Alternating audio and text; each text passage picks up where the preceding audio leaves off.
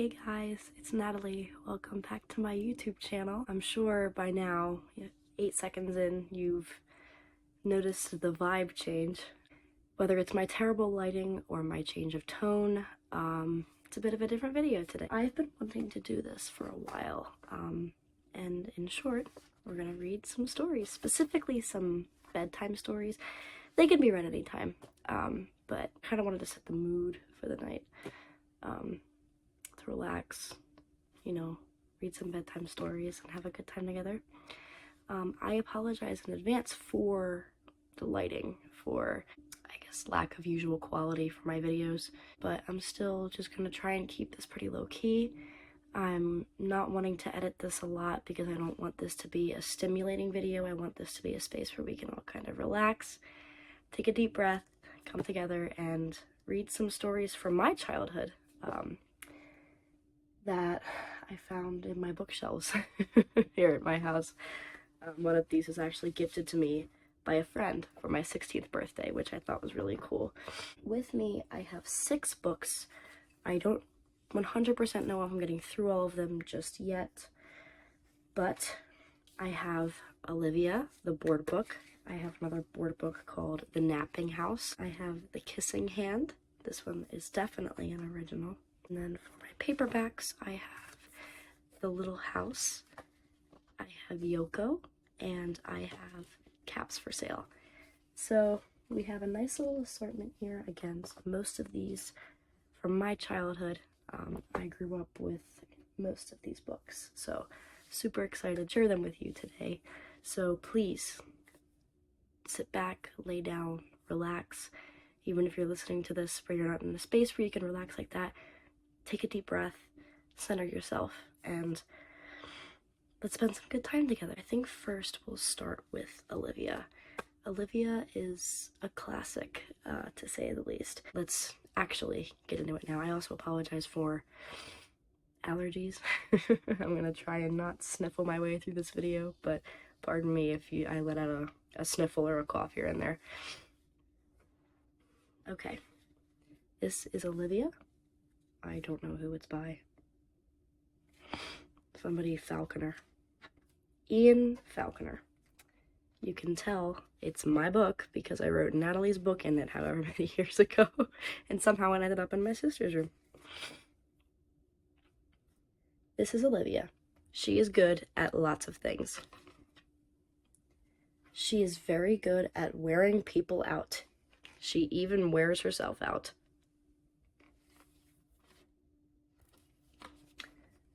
Olivia has a little brother named Ian. He's always copying. Sometimes Ian just won't leave her alone, so Olivia has to be firm. Olivia lives with her mother, her father, her brother, her dog, Perry, and Edwin the cat. In the morning, after she gets up and moves the cat and brushes her teeth and combs her ears, she moves the cat. I don't think pigs comb their ears, but that's okay. Olivia gets dressed. She has to try on everything. See all her little outfits on here.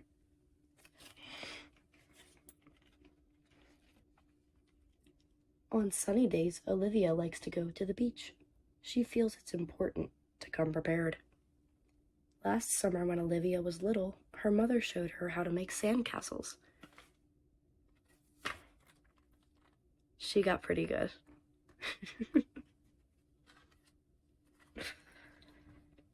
Sometimes Olivia likes to bask in the sun. When her mother sees that she's had enough, they go home. Every day, Olivia is supposed to take a nap. It's time for your you-know-what, her mother says. Of course, Olivia's not at all sleepy.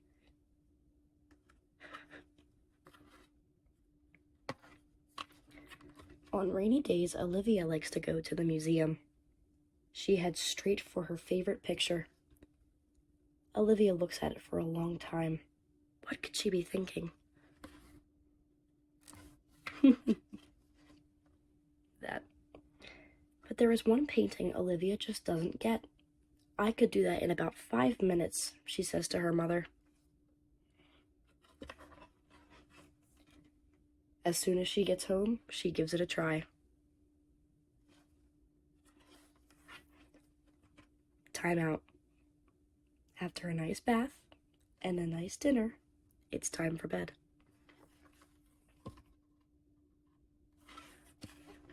But of course, Olivia is not at all sleepy. Only 5 books tonight, Mommy, she says. No, Olivia, just 1. How about 4? 2? 3? Oh, all right, 3, but that's it.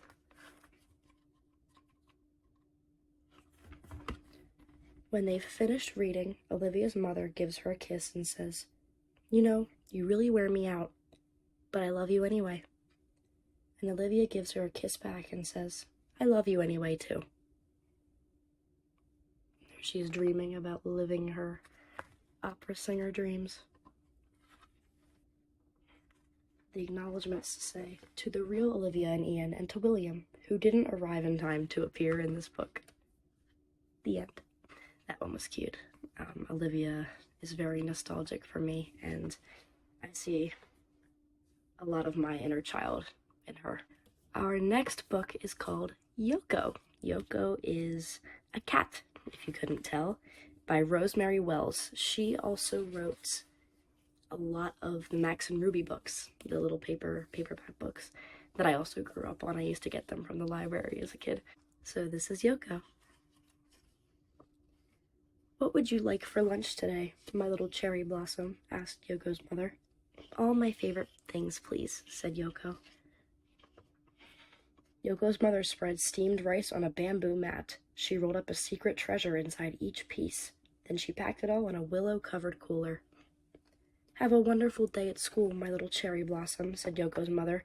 "I will," answered Yoko. Yoko said hello to all her friends. Everyone in Mrs. Jenkins's class sang the good morning song.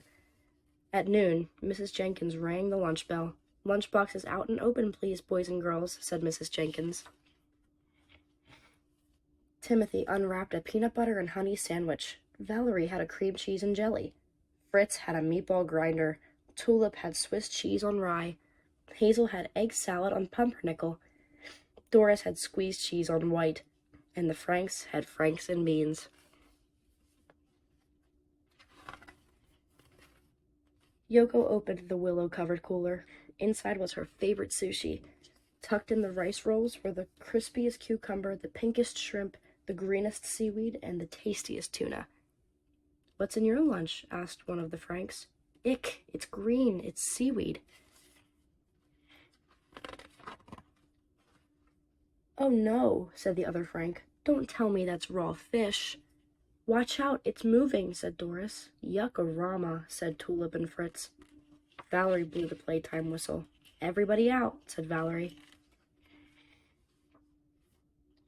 Yoko did not want to play ball or swing on the swings.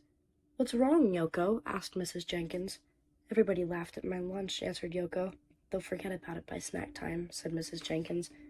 But they didn't. During the snack time song, Yoko opened a thermos cup of red bean ice cream. "Red bean ice cream is for weirdos," snorted the Franks. Mrs. Jenkins switched to the friendly song. Poor Yoko. Mrs. Jenkins knew the friendly song was not enough. Late in the evening, she fretted about Yoko. Finally, the answer came to her. This letter says, "Dear parents, Monday will be International Food Day at Hilltop School. Everyone is asked to bring in a dish from a foreign country. Everyone must try a bite of everything. Happy cooking, Mrs. Jenkins." "We will make a deluxe sushi for the whole class," said Yoko's mother. "Don't worry, my little cherry blossom. Everyone will try our sushi and everyone will love it." On Monday morning, Valerie and her mother carried in a plate of enchiladas. Timothy and his mother made Caribbean coconut crisps. Hazel brought Nigerian nut soup. Harry brought Brazil nuts. Doris brought Irish stew. Tulip brought potato niches. Monica brought a pitcher of mango smoothies. Fritz brought spaghetti. Big Frank cooked up a pot of Boston Franks and beans. At noon, Mrs. Jenkins rang the lunch bell and everyone sang the Clean Hands song. What does International Food Day mean to us, boys and girls? Asked Mrs. Jenkins. Try everything, said everybody. When Valerie blew the playtime whistle, there was not a nibble of nuts or a sip of smoothie left. But no one had touched even one piece of Yoko's sushi. Yoko sat under the learning tree. Suddenly, she heard the clickety-click of chopsticks. It was Timothy. He was still hungry.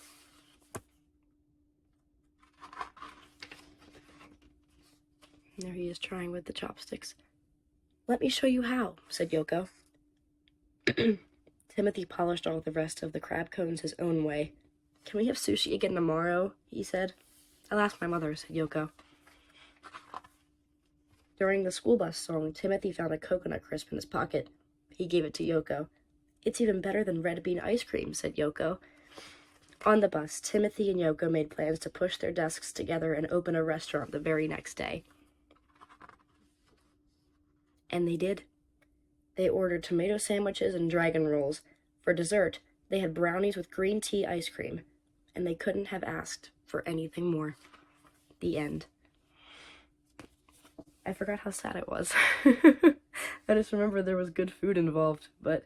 Okay, our third story is going to be the napping house. You can tell by the wear and tear on the edges that this one really goes back far. And it has. I've had this for a very long time. It's very rhythmic. It's almost a little bit like this one, Caps for Sale. So we shall read both, but we'll start with The Napping House. The Napping House by Audrey Wood and Don Wood. Again, Natalie's book. There is a house, a napping house, where everyone is sleeping. Oops. And in that house there is a bed, a cozy bed, in a napping house where everyone is sleeping. And on that bed there is a granny, a snoring granny, on a cozy bed in a napping house where everyone is sleeping. And on that granny there is a child, a dreaming child, on a snoring granny, on a cozy bed in a napping house where everyone is sleeping. And on that child there is a dog, a dozing dog, on a dreaming child, on a snoring granny, on a cozy bed, in a napping house where everyone is sleeping. And on that dog there is a cat, a snoozing cat, on a dozing dog, on a dreaming child, on a snoring granny, on a cozy bed, in a napping house where everyone is sleeping. And on that cat there is a mouse, a slumbering mouse, on a snoozing cat, on a dozing dog, on a dreaming child, on a snoring granny, on a cozy bed, in a napping house where everyone is sleeping. And on that mouse there is a flea. Can it be? A wakeful flea, on a slumbering mouse, on a snoozing cat, on a dozing dog, on a dreaming child, on a snoring granny, on a cozy bed, in a napping house where everyone is sleeping. I don't know if you can see the little flea up there above the mouse. A wakeful flea who bites the mouse. I can't miss a page. Who scares the cat. Who claws the dog. Who thumps the child. Who bumps the granny. In the napping house, where now no one is sleeping. The end. That one's short but sweet. That's a funny one. There's also a house like that called, or not a house? There's also a song like that called, I think it's just Hole at the Bottom of the Sea. And it's just rhythmic and it continues and continues. It's very fun. The next book is called The Little House. This book is by Virginia Lee Burton. And I don't know, it's heartwarming. So here is The Little House. To Dorgy. Dorgy? Once upon a time, there was a little house way out in the country. She was a pretty little house, and she was strong and well built. The man who built her so well said, "This little house shall never be sold for gold or silver, and she will live to see our great-great-grandchildren's great-great-grandchildren living in her." The little house was very happy as she sat on the hill, and she watched the countryside around her. She watched the sun rise in the morning, and she watched the sun set in the evening. Day followed day, each one a little different from the one before, but the little house just stayed the same. In the nights, she watched the moon grow from a thin new moon to a full moon, then back again to a thin old moon, and when there was no moon, she watched the stars. Way off in the distance, she could see the lights of the city. The little house was curious about the city and wondered what it would be like to live there. Time passed quickly for the little house, as she watched the countryside slowly change with the seasons. In the spring, when the days grew longer and the sun warmer, she waited for the first robin to return from the south. She watched the grass turn green. She watched the buds on the trees swell and the apple trees burst into blossom. She watched the children playing in the brook.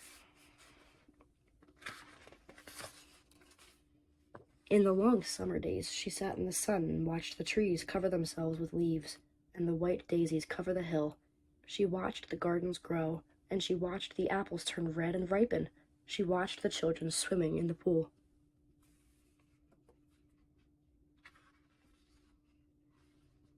In the fall, when the days grew shorter and the nights colder, she watched the first frost turn the leaves to bright yellow and orange and red. She watched the harvest gathered and the apples picked. She watched the children go back to school.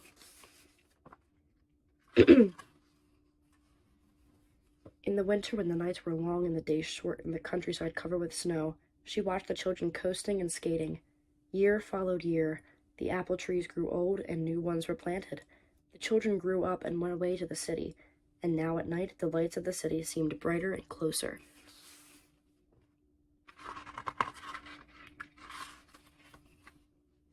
One day the little house was surprised to see a horseless carriage coming down the winding country road.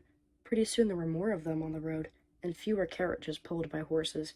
Pretty soon along came some surveyors and surveyed a line in front of the little house. Pretty soon along came a steam shovel and dug a road through the hill covered with daisies. Then some trucks came and dumped big stones on the road. Then some trucks with little stones. Then some trucks with tar and sand, and finally a steamroller came and rolled it all smooth, and the road was done.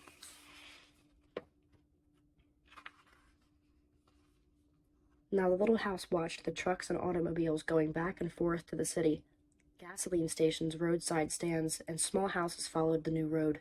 Everyone and everything moved much faster now than before.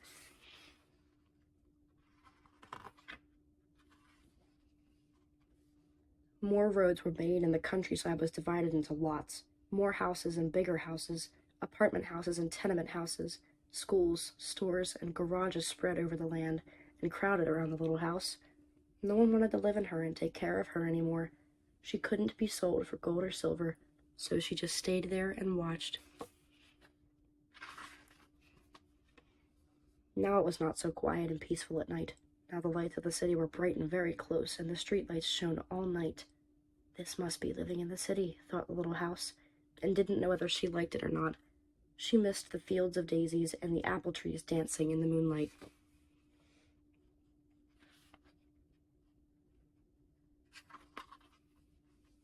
Pretty soon there were trolley cars going back and forth in front of the little house. They went back and forth all day and part of the night. Everyone seemed to be very busy, and everyone seemed to be in a hurry.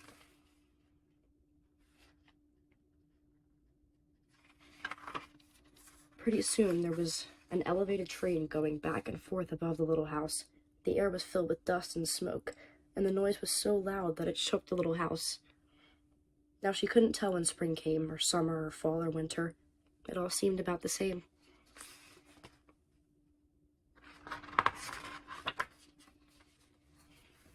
Pretty soon there was a subway going back and forth underneath the little house. She couldn't see it, but she could feel and hear it. People were moving faster and faster. No one noticed the little house anymore. They hurried by without a glance. Pretty soon, they tore down the apartment houses and tenement houses around the little house and started digging big cellars, one on each side. The steam shovels dug down 3 stories on one side and 4 stories on the other side. Pretty soon, they started building up. They built up 25 stories on one side and 35 stories on the other. Now the little house only saw the sun at noon and didn't see the moon or stars at night at all, because the lights of the city were too bright. She didn't like living in the city. At night she used to dream of the country and the field of daisies and the apple trees dancing in the moonlight. The little house was very sad and lonely. Her paint was cracked and dirty. Her windows were broken and her shutters hung crookedly. She looked shabby, though she was just as good a house as ever underneath. Then one fine morning in spring, along came the great-great-granddaughter of the man who built the little house so well. She saw the shabby little house, but she didn't hurry by. There was something about the little house that made her stop and look again. She said to her husband, "That little house looks just like the little house my grandmother lived in when she was a little girl.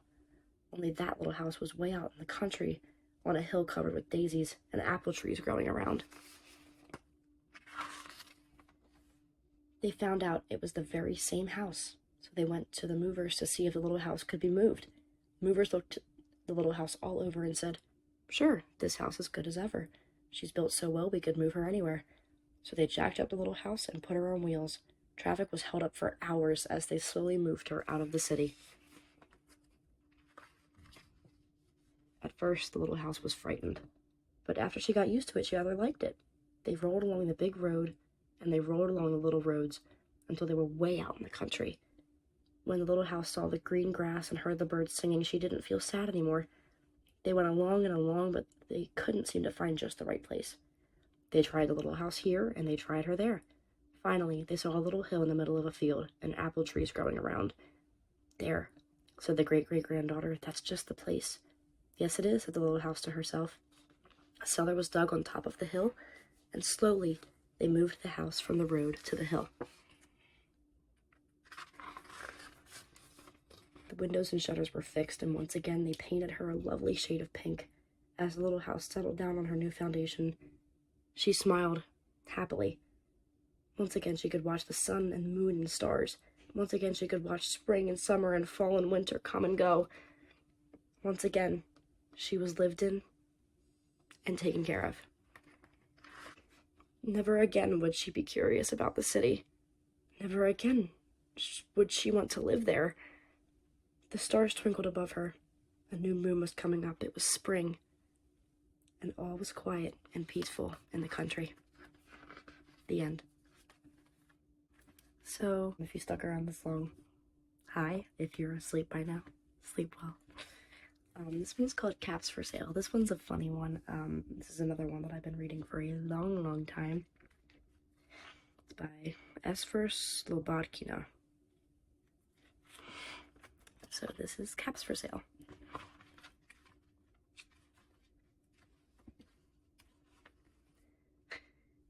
Once there was a peddler who sold caps, but he was not like an ordinary peddler, carrying his wares on his back. He carried them on the top of his head. First he had his own checked cap, then a bunch of gray caps, then a bunch of brown caps, then a bunch of blue caps, and on the very top, a bunch of red caps. He walked up and down the streets, holding himself very straight so as not to upset his caps. As he went along, he called, "Caps, caps for sale, 50 cents a cap." One morning, he couldn't sell any caps. He walked up the street, and he walked down the street, calling, "Caps, caps for sale, 50 cents, but nobody wanted any caps that morning. Nobody wanted even a red cap. He began to feel very hungry, but he had no money for lunch. "I think I'll go for a walk in the country," said he, and he walked out of town, slowly, slowly, so as not to upset his caps. He walked for a long time, until he came to a great big tree. "That's a nice place for a rest," thought he, and he sat down very slowly under the tree, and leaned back little by little against the tree trunk so as not to disturb the caps on his head. Then he put up his hand to feel if they were straight. First his own checked cap, then the gray caps, then the brown caps, then the blue caps, then the red caps on the very top. they were all there. So he went to sleep. He slept for a long time. When he woke up, he was refreshed and rested. But before standing up, he felt with his hand to make sure his caps were in the right place. All he felt was his own checked cap. He looked to the right of him. No caps. He looked to the left of him. No caps. He looked in the back of him. No caps. He looked behind the tree. No caps. Then he looked up into the tree. And what do you think he saw?